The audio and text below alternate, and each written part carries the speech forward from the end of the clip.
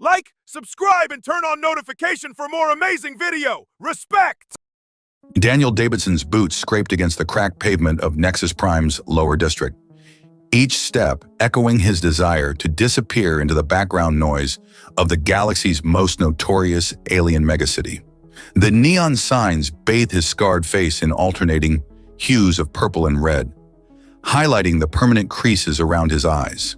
Souvenirs from 15 years as a Terran Special Operations operative.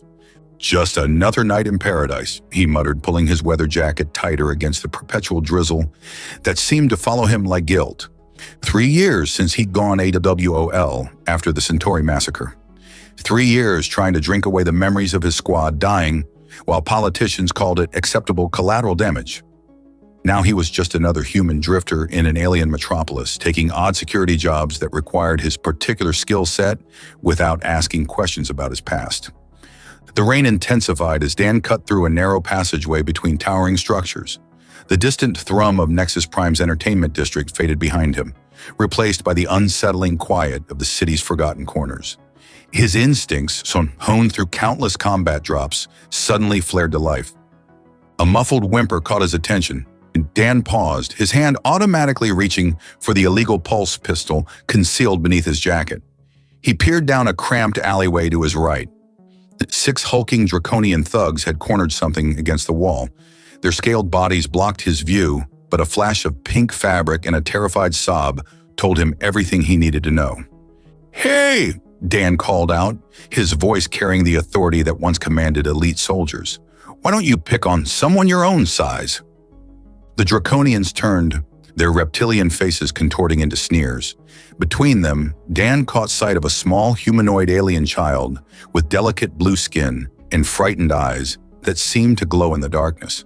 Her silver hair was matted with grime, her pink dress torn at the hem. "Human!" the largest Draconian hissed, revealing rows of needle-sharp teeth. This isn't your business. The girl belongs to Boss Crag now." Dan's jaw tightened. Child trafficking was rampant in Nexus Prime's underbelly. He'd walked away from too many fights since deserting Earth's military. Not this time. "She's leaving with me," Dan said, stepping forward.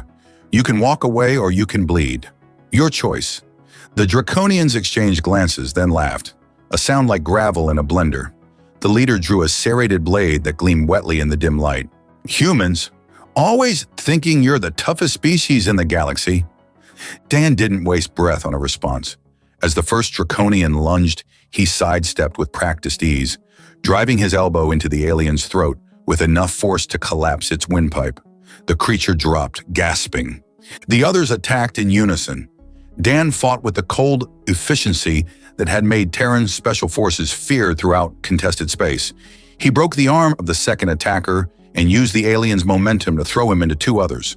The fourth Draconian's claws raked across his back, tearing through jacket and flesh alike. Pain lanced through him, but adrenaline kept him moving. Dan spun, driving his boot into the creature's knee with a sickening crack. The leader and his remaining companion circled more cautiously now. Dan positioned himself between them and the girl, who had pressed herself against the alley wall, eyes wide with terror. "Run!" Dan told her without taking his eyes off the Draconians. "Now!" The girl didn't move, frozen in fear. The Draconians attacked simultaneously. Dan caught the first blow on his forearm, but the second attacker's blade slipped past his defense, sinking deep into his side. Hot pain bloomed as the serrated edge tore through muscle. Dan roared, more enraged than pain. He grabbed the Draconian's wrist, keeping the knife embedded, rather than allowing the serrated edge to do more damage on the way out. With his free hand, he drove his thumb into the alien's eye socket. The creature shrieked, releasing the knife. Dan pulled the blade free from his own flesh and in one fluid motion, buried it in the throat of the other attacker. The leader, now half blind and howling, backed away. "You're dead, human. Boss Crag will—" Dan didn't let him finish. He launched forward, ignoring the blood soaking his shirt, and drove his fist into the Draconian's throat with enough force to shatter cartilage. The alien dropped, clutching its neck as it struggled for air that wouldn't come. Silence fell in the alley, broken only by Dan's labored breathing and the soft patter of rain. He turned to the girl, who stared at him with an expression somewhere between awe and terror. "It's okay," Dan said, trying to soften his voice despite the pain radiating through his body. "I won't hurt you." He took a step toward her and stumbled as his legs threatened to give out. Looking down, he realized the extent of his injuries. 8 separate wounds leaked crimson life onto the alley floor. 3 deep stab wounds to his torso, 2 slashes across his back, and various cuts on his arms and legs. "Shit," he muttered, pressing his hand against the worst of the wounds. "That's not good." The girl approached cautiously, her luminous eyes fixed on his injuries. She reached out a small blue hand and touched his arm gently. "Thank you," she whispered in perfect English, her voice musical and strange. Dan tried to respond, but the world tilted sideways. The last thing he saw before consciousness fled was the girl's concerned face hovering over him, and the strange pendant around her neck that seemed to pulse with inner light. Dan's eyes snapped open, his combat instincts firing before consciousness fully returned. He reached for a weapon that wasn't there, then groaned as pain lanced through his torso. "What the hell?" he muttered, realizing he was in his own bed. The last thing he remembered was collapsing in that filthy alley after the fight with the Draconians. Now he was home, shirtless, with neat medical patches covering his wounds. The distinctive blue glow beneath the edges of the dressings indicated advanced Azurian healing tech, expensive stuff that someone like him couldn't afford in 10 lifetimes. Dan pushed himself up, wincing. His apartment was exactly as he'd left it, sparse and utilitarian, with military precision to its organization. The only decoration was a holophoto of his former squad, a frozen in time before the Centauri operation that had destroyed his faith in command. "How did I get here?" he wondered aloud. As if in answer, a soft chiming sound came from his front door. Dan tensed, scanning the room for a weapon. He spotted his pulse pistol on the nightstand. Definitely not where he'd left it. Someone had been in his apartment, tended his wounds, and neatly placed his weapon within reach. The chiming repeated, more insistent this time. Dan grabbed the pistol and moved cautiously toward the door, ignoring the protest from his healing wounds. The security screen showed a group outside, and his blood ran cold. 6 Azurian royal guards in ceremonial armor stood at attention, their posture perfect and their expressions stoic. The silver insignia on their chest plates marked them as elite soldiers, the best the Azurian hegemony had to offer. Between them stood 2 figures that made Dan's breath catch. The alien girl from the alley, now cleaned up and wearing an elegant silver dress that matched her hair. And beside her, "Holy shit," Dan whispered. A tall Azurian woman with the most striking features he'd ever seen. Her sky-blue skin seemed to shimmer with an inner light, and her snow-white hair cascaded in waves over her shoulders.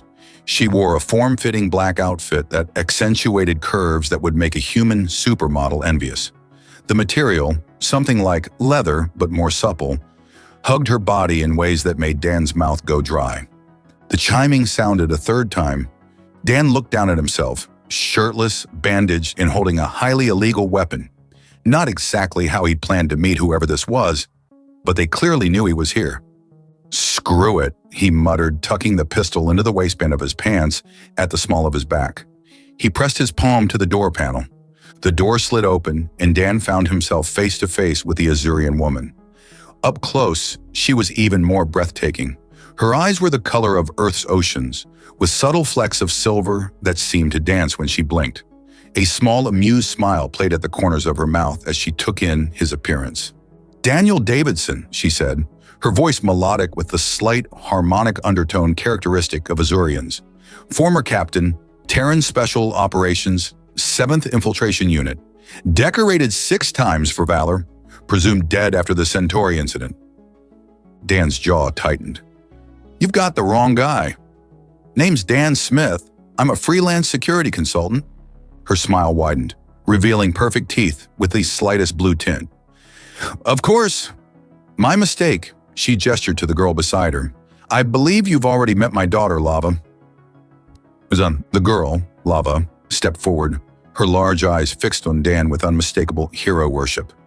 "You saved me from the bad ones," she said simply. Dan's expression softened slightly.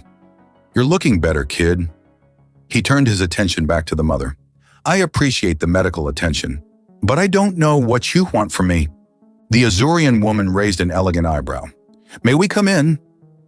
These conversations are better had in private. Dan hesitated, then stepped aside. The woman and Lava entered, but when the guards moved to follow, their leader raised a hand to stop them. "Wait here," she commanded. The guards immediately stood at attention, saluting Dan as they did so. Dan blinked in surprise but said nothing as he closed the door. He turned to find the Azurian woman examining his sparse apartment with curious eyes. "You live simply for a man of your abilities," she observed. "Gets the job done," Dan replied. "Now who are you and what do you want?" The woman turned to face him fully. "I am Lady Ibera Vax, royal consort to the High Chancellor of the Azurian hegemony." She gestured to Lava. "And this is Princess Lava Vax, heir to the Azurian throne." Dan felt like he'd been punched in the gut. He'd saved the Azurian princess from common street thugs. The diplomatic implications alone were staggering. "That's unexpected," he managed. Ibera's lips curved into a smile that sent an inappropriate heat through Dan's body, despite his injuries. Lava has a habit of slipping away from her guards to explore. A trait she gets from me, I'm afraid. Her expression turned serious. "You saved her life at great risk to your own. The hegemony owes you a debt." Dan shook his head. "I didn't know who she was. Anyone would have done the same." "No," Ibera said firmly. "They wouldn't have. I've studied your species extensively, Captain Davidson. Humans possess a unique moral courage that most races find perplexing.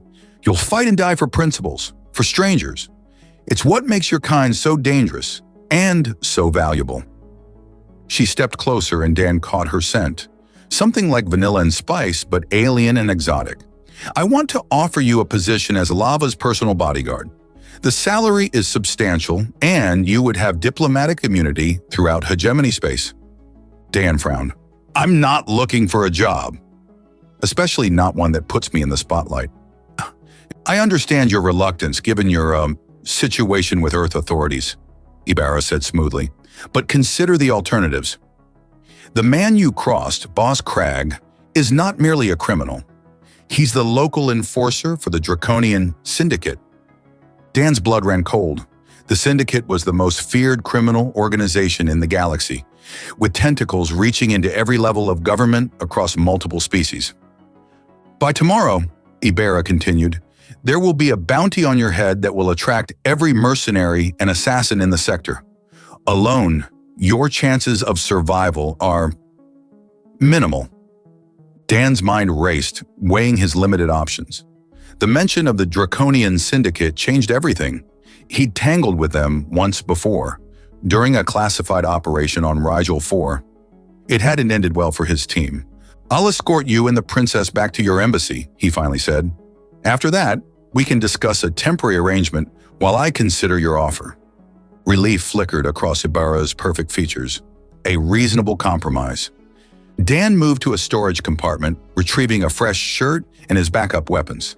As he pulled the shirt over his head, he caught Ibera watching him with undisguised interest, her ocean blue eyes lingering on the defined muscles of his torso. The intensity of her gaze sent an unexpected heat through him. "Your species heals remarkably quickly," she observed, her melodic voice carrying a hint of something Dan couldn't quite identify. "One of our better qualities," Dan replied, strapping a vibro knife to his ankle. "Along with our stubbornness." Ibera's lips curved into that dangerous smile again. "I've observed many fascinating human qualities during my diplomatic career." The way she said "fascinating" made Dan pause. There was definitely more than diplomatic interest in her tone. "We should move," he said, redirecting the conversation. "If the Syndicate knows where I live, we don't have much time." Ibera nodded, turning to her daughter. "Lava, stay close to Captain Davidson." The girl beamed up at Dan. "I knew you'd help us. I told Mother you would." Dan felt something tug at his heart, an unfamiliar sensation after years of emotional detachment. He pushed it aside and checked the charge on his pulse pistol. "We'll take the service quarters," he said. "Less surveillance." When they exited the apartment, the Azurian guards fell into formation around them. Their commander, a stern-faced male with tactical markings on his armor, approached Dan. "Captain Davidson," he said with surprising deference. "Commander Thalos, my team is at your disposal." Dan blinked in surprise. "Your team follows my lead?" Lady Ibarra's orders, Thalos replied. She believes your unorthodox human tactics may prove advantageous. Dan glanced at Ibarra, who merely raised an eyebrow in response. There was clearly more to the royal consort than met the eye. They moved through the building's service corridors, Dan leading with Lava close behind him. The Azurian guards formed a protective perimeter with Ibarra in the center. Despite her formal title and elegant appearance, Dan noticed she moved with the practiced grace of someone familiar with combat situations. "The embassy is 10 blocks from here," Dan said as they reached the building's rear exit. "We'll stick to the maintenance tunnels as much as possible." "The tunnels are mapped and monitored," Commander Thalos warned. "Not all of them," Dan replied with a grim smile. "During the Human-Draconian War, Terran intelligence created several covert pathways through Nexus Prime. Most were forgotten after the peace treaty." Ibarra stepped closer to him, her exotic scent momentarily distracting him. "You continue to surprise me, Captain. How many other secrets do you possess?" Their eyes locked, and Dan felt an electric current pass between them. There was challenge in her gaze, but also unmistakable attraction. "More than is safe to know, Lady Ibarra," he replied softly. The moment was broken by Commander Thalos clearing his throat. "We should proceed." Dan led them through a series of increasingly narrow passages, eventually reaching an access panel hidden behind decades of grime. As he worked to open it, Ibarra moved beside him. "The Centauri massacre," she said quietly, ensuring only he could hear. "It wasn't what the official reports claimed." Dan's hands froze on the panel. "What do you know about Centauri?" "Enough to understand why you deserted." Her voice dropped even lower. "The Azurian Intelligence Directorate has files that your government would kill to suppress. Files that prove your squad was set up." Before Dan could respond, the panel slid open, revealing a dark tunnel beyond. He stared at Ibarra, his mind reeling with implications. "We'll discuss this later," she promised, her fingers briefly touching his arm, a contact that sent unexpected warmth through his body despite the gravity of her revelation. They moved through the tunnel in silence, Dan's thoughts churning. If what Ibarra suggested was true, if there was evidence that could clear his name and reveal what really happened on Centauri, it changed everything. The tunnel opened into a broader maintenance corridor lit by sporadic emergency lighting. They were halfway to the embassy when Dan's instincts flared. He raised his fist, bringing the group to an immediate halt. "What is it?" Thalos whispered. "We're not alone," Dan replied, drawing his pulse pistol. The attack came seconds later, a barrage of plasma fire from both ends of the corridor. 2 Azurian guards fell immediately, their armor no match for the military-grade weapons. "Ambush!" Thalos shouted, returning fire. Dan pushed Lava behind a maintenance panel and took position in front of her. "Stay down," he ordered, then turned to Ibarra. "Get behind me." Instead, the royal consort drew a sleek pistol from a concealed holster on her thigh. She fired 3 precise shots, dropping an advancing attacker. "I can handle myself, Captain," she said, the harmonics in her voice intensifying with adrenaline. Dan couldn't help the surge of admiration and attraction that coursed through him. He'd never met a woman quite like Ibarra Vax. Together with the remaining guards, they fought off the first wave of attackers. The confined space worked to their advantage, preventing the Syndicate mercenaries from utilizing their superior numbers. During a brief lull, Dan turned to Ibarra. "This isn't a random hit. They knew exactly where we'd be." Her eyes narrowed. "We have a traitor." "We need to move," Dan whispered, assessing their dwindling options. The remaining 4 Azurian guards formed a defensive perimeter, but the sound of approaching reinforcements echoed through the tunnel. "They're boxing us in." Dan's gaze met Ibarra's, and an unspoken understanding passed between them. She gave an almost imperceptible nod. "Commander Thalos," Ibarra said, her voice carrying the authority of royalty despite their dire situation. "Take 2 men and create a diversion at Junction 7. We'll proceed with Captain Davidson to Junction 9 and circle back to the embassy." Thalos's expression remained neutral, but Dan caught the slight narrowing of his eyes. "With respect, Lady Ibarra, splitting our forces is tactically unsound. We should stay together." "That's an order, Commander," Ibarra replied coldly. As Thalos reluctantly moved to comply, Dan leaned close to Ibarra. You suspect him too? The timing of the ambush is too convenient, she murmured, and he was unusually insistent on taking this specific route. Dan nodded. I have another way out, one that isn't on any map. He moved to a seemingly solid section of wall and pressed a specific pattern. A hidden panel slid open, revealing a narrow maintenance shaft barely wide enough for one person. Lava first, Dan said, helping the princess into the cramped space. Then you, Lady Ibarra. As Ibarra prepared to enter, she paused. What about you and the remaining guards? Dan's expression hardened. They're coming for lava. I'll hold them off while you escape. Absolutely not, Ibarra said firmly. I won't leave you to sacrifice yourself. This isn't a debate, Dan replied. Lava's safety comes first. Ibarra stepped closer, her exotic scent momentarily overwhelming his senses. You misunderstand, Captain. I'm not leaving you because I need you. Her eyes locked with his, intense and unwavering. The files on Centauri are encoded with biometric locks. Only I can access them. Dan hesitated, torn between duty and the desperate need to learn the truth about his past.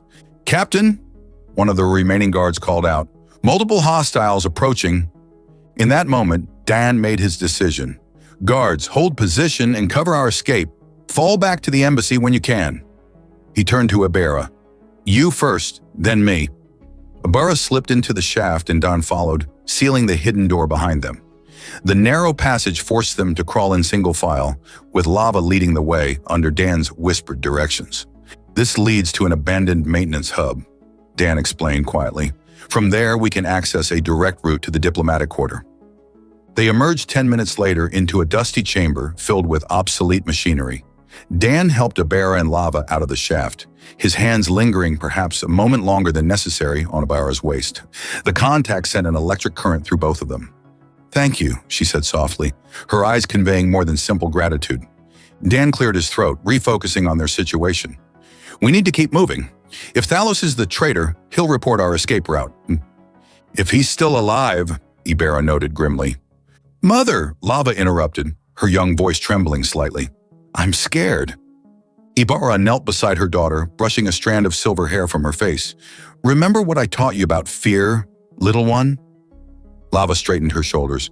Fear is just energy waiting to be transformed. Exactly, Ibarra smiled, then glanced up at Dan.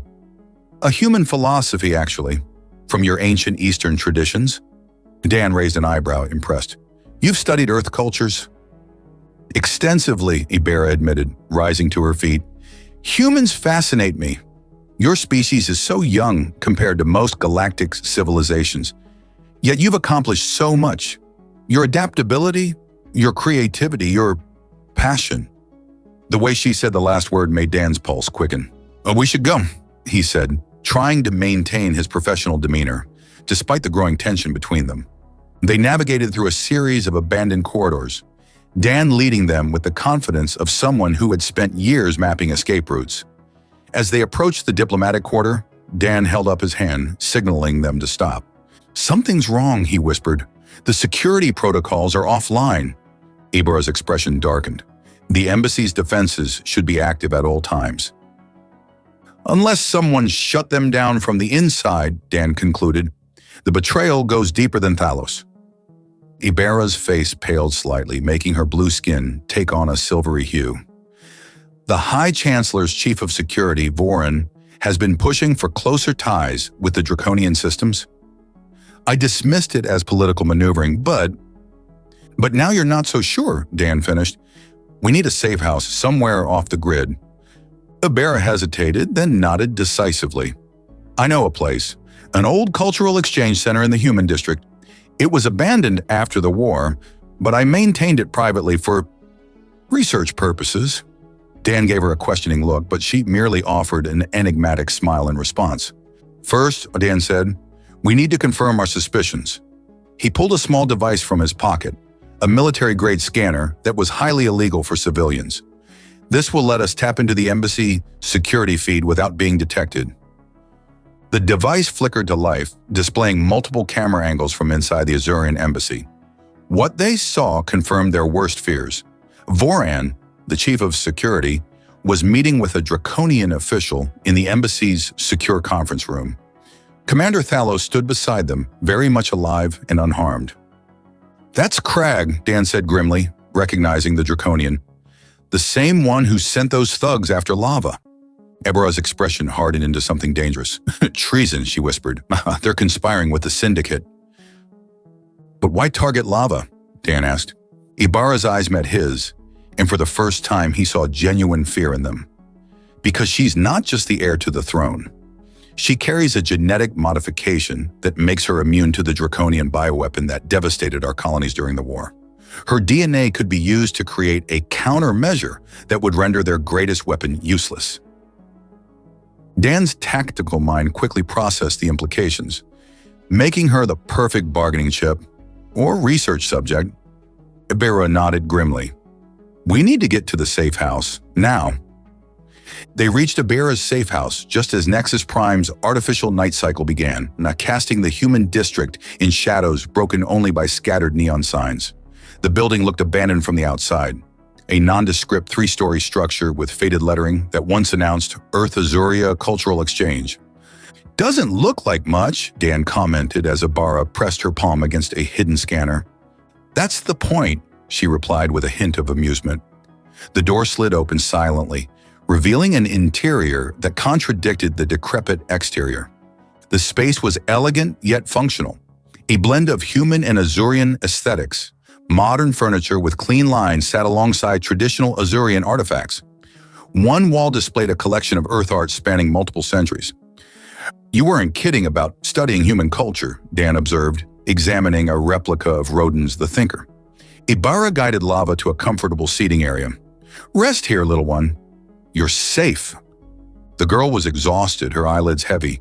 "Will the bad people find us?"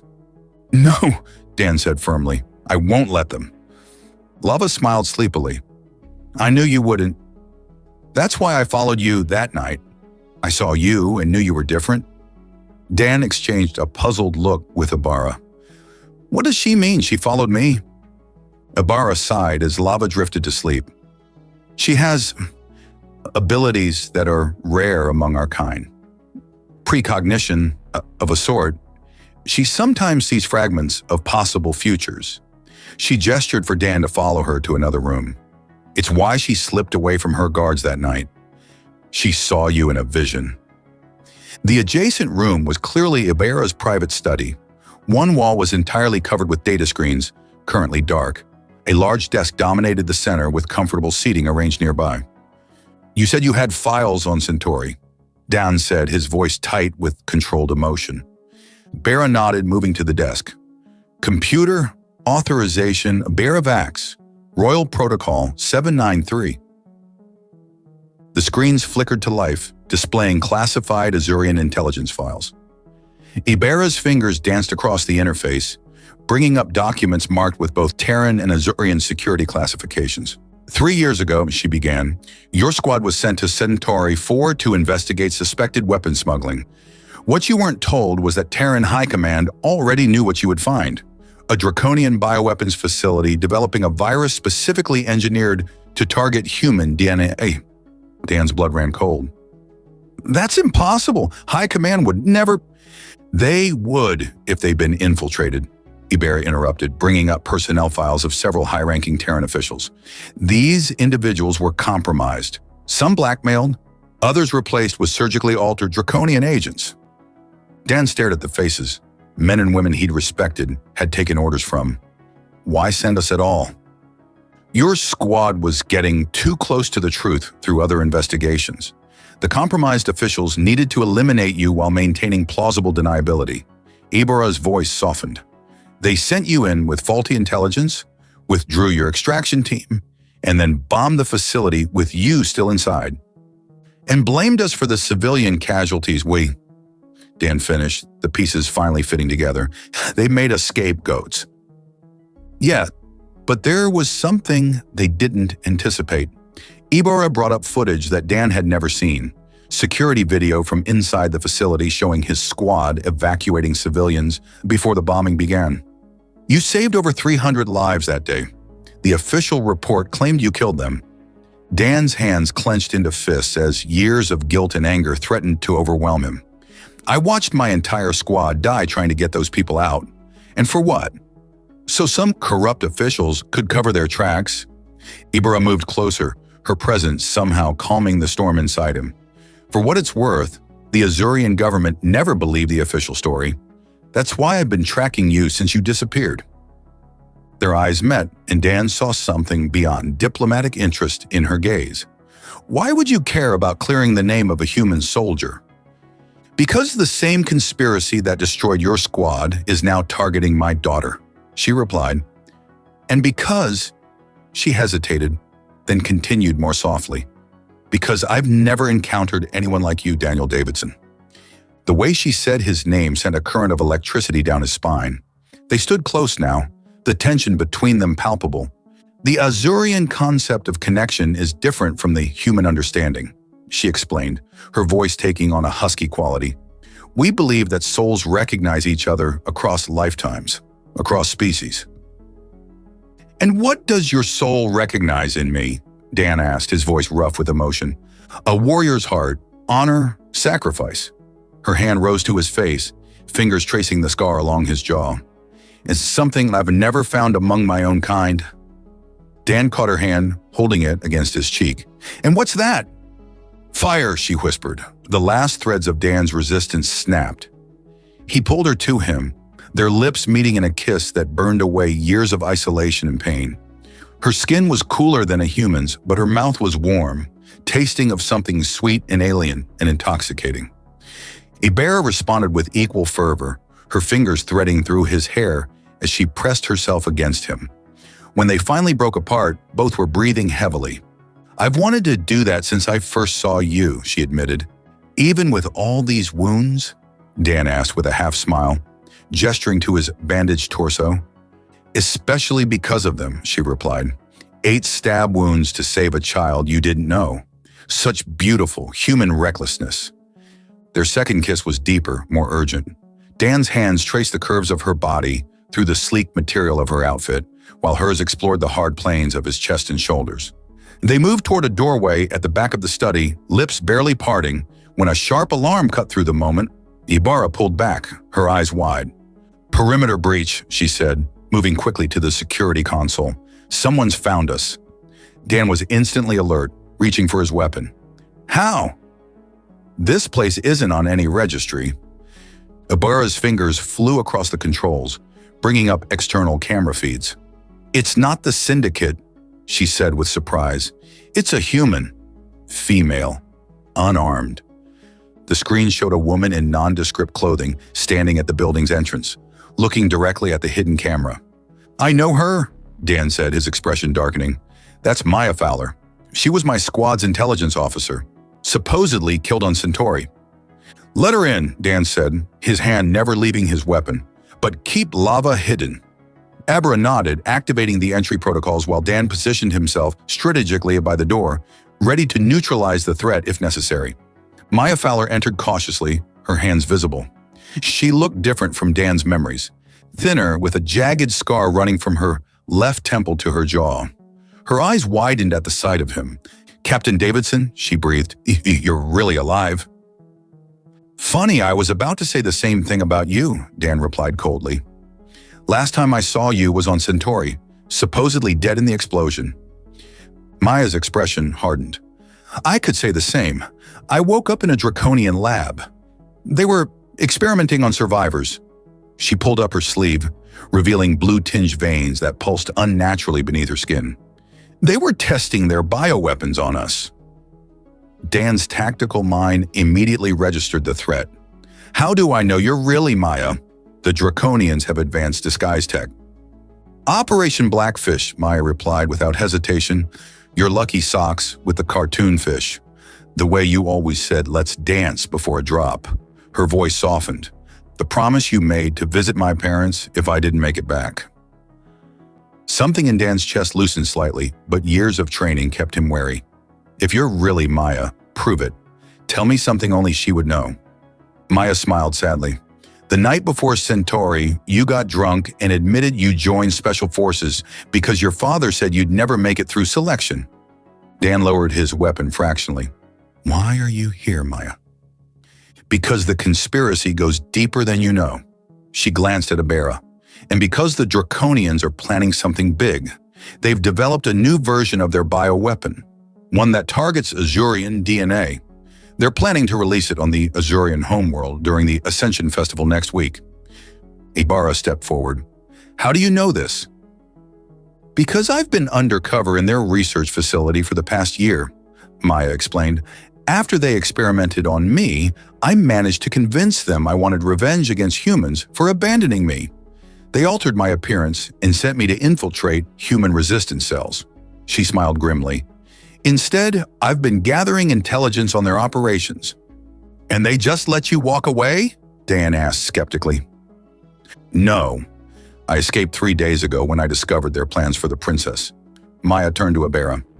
They know about her immunity. They need her genetic material to complete the weapon. Dan and Ibarra exchanged glances. The information aligned with what they already knew, but Dan remained cautious. Why should we trust you? He asked. Because I'm not the only one who escaped, Maya replied. I brought someone with me. She activated a communicator on her wrist. It's clear. The door slid open again and a tall, distinguished Azurian male entered. His uniform, though worn and dirty, bore the insignia of the Azurian Royal Science Division. Professor Taran, Ibarra gasped. We thought you were dead. Captured, my lady. Not dead, the professor replied with a slight bow, along with several other scientists. The Draconians forced us to work on their bioweapon.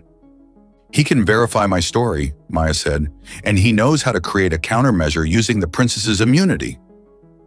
Dan studied them both, his instincts warring with hope. If they were telling the truth, this could be the break they needed. If not, we need to test them, he said to Ibarra. Your people must have ways to verify identities. Ibarra nodded. We do. She moved to a cabinet and retrieved a small device. This will scan for neural patterns. Draconian disguises can fool visual inspection, but not this. The tests confirmed their identities and tension visibly drained from Dan's shoulders. Having allies, especially ones with inside knowledge, dramatically improved their odds. The Draconians know I've escaped with the professor, Maya explained as they gathered around Ibarra's tactical display. They've deployed specialized hunters to find us and the princess. Boss Crag is leading them personally. How much time do we have? Dan asked. Days at most, Professor Taran replied. The bioweapon is nearly complete. They only need samples from the princess to finalize it. Then we need to stop them before they can complete it, Dan said decisively, and we need to expose the conspiracy in both governments. Ibarra's fingers danced across the display, bringing up schematics of a massive facility. This is the Draconian embassy on Nexus Prime. According to our intelligence, they maintain a secure data hub there, one that would contain evidence of the conspiracy. I can get us in, Maya offered. I have clearance codes from my undercover work. It's too dangerous, Dan objected. They'll be expecting you. Which is exactly why we'll use that expectation against them, Ibarra countered, a sly smile playing on her lips. We set a trap of our own. As they formulated their plan, Dan found himself repeatedly distracted by Ibarra. The intensity of their earlier moment lingered between them, creating an almost tangible current whenever their eyes met or their hands brushed accidentally. During a brief pause while Maya and the professor reviewed security protocols, Ibarra pulled Dan aside into an adjacent room. We need to talk about what happened earlier, she said softly. Not the best timing, Dan replied, though he made no move to increase the distance between them. On the contrary, Ibarra said, stepping closer. Among my people, warriors often connect deeply before battle. It's believed to strengthen resolve and luck. Dan's pulse quickened. Is that what we were doing? Connecting? We were starting to, she murmured, her hand coming to rest on his chest. I would very much like to finish what we began. The air between them seemed to crackle with electricity. Dan's hands found her waist, drawing her against him. This is crazy, he whispered against her lips. We're about to infiltrate a heavily guarded embassy, possibly start an interstellar incident, and all I can think about is you. Perhaps that's not so crazy, Ibarra replied, her fingers tracing the line of his jaw. Perhaps it's the most sane thing in this entire situation. Their lips met in a kiss that quickly deepened, hands exploring with increasing urgency. For a few precious moments, the conspiracy, the danger, the fate of two species, all of it faded into the background as they lost themselves in each other. Later, as they lay entwined in the dim light of Ibarra's private quarters, Dan traced patterns on the smooth blue skin of her shoulder. "I never expected this," he admitted quietly. "What? Finding yourself in bed with an alien royal?" Ibra asked with a teasing smile. "Finding myself caring so much," he corrected. "After Centauri, I shut everything down. Easier not to feel." Ibra propped herself up on one elbow, studying his face. "And now?" "Now I have something worth fighting for again." He brushed a strand of silvery hair from her face. "Someone, actually. Two someones." Their moment of peace was interrupted by Maya's urgent voice over the intercom. "Dan, Ibarra, we've got movement. Draconian forces are mobilizing throughout the district. They're searching building by building." Dan and Ibarra exchanged a look that communicated volumes without words. They rose quickly, dressing with efficient movements born of years of training. "Time to spring our trap," Dan said, checking his weapons. Ibarra nodded, her expression shifting from lover to warrior. "Let's show these Draconians what happens when they threaten my daughter, and the man who took 8 stabs to save her." "This is insane," Maya said, staring at Dan as if he'd lost his mind. "Using lava as bait?" "Not actually using her," Dan corrected, checking the settings on a sophisticated holographic projector. "Making them think we're using her." The plan had come together in the early hours of the morning. After realizing the Draconian embassy was too heavily fortified for a direct infiltration, Dan had proposed something more audacious, bringing the conspirators to them. "The projection will be perfect," Professor Terran assured them, making final adjustments to the device. "Indistinguishable from the princess, even to bioscanners." Ibra knelt before her daughter, who was safely hidden in a secure panic room beneath the safe house. "Remember what we discussed, little one. No matter what you hear, stay here until I or Daniel come for you." Lava nodded solemnly. "I understand, Mother." She turned to Dan with complete trust in her eyes. "The human will protect us." I saw it. Dan felt a strange tightness in his chest at her words. In just days, this child had come to mean more to him than he'd allowed anyone to mean in years. "That's right, kiddo," he said softly. "Count on it." As Ibarra sealed the panic room, Dan caught her hand. Their eyes met in a moment of silent communication that spoke volumes about their newly formed bond. "Be careful up there," she said. "Always am," he replied with a half smile. Her lips brushed his in a brief but intense kiss. Liar. The trap was elegantly simple. They would activate a false security breach alert, allowing a glimpse of lava to be captured by surveillance systems.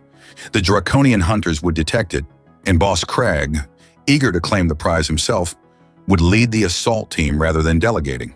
Meanwhile, Maya would use her access codes to transmit evidence of the conspiracy directly to both the Azurian High Council and uncorrupted officials in Terran intelligence. "They're approaching," Maya announced from her position at the monitoring station. "Multiple signatures moving in formation. Crag is with them." Dan nodded to Ibarra. "Showtime." The holographic lava activated, a perfect replica of the princess down to the smallest detail. Dan positioned himself as her protector, while Ibarra moved to her hidden position. "Remember," Dan said to the team, "we need Crag alive. He's the key to unraveling the entire conspiracy." The first explosion rocked the building's outer defenses. Dan smiled grimly. Right on schedule. The Draconians were nothing if not predictable in their tactics. "Defensive positions," he ordered. "Make it look good, but don't engage directly until my signal." The assault team breached the building's main entrance with a coordinated attack. Dan watched through the security feed as Crag directed his forces with cold efficiency.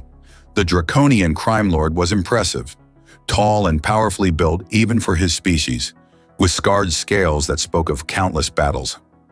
"He's taking the bait," Maya confirmed, moving toward the hologram's position. Dan touched his communicator. "Ibarra, they're coming your way." "Ready," came her calm reply. The plan hinged on perfect timing.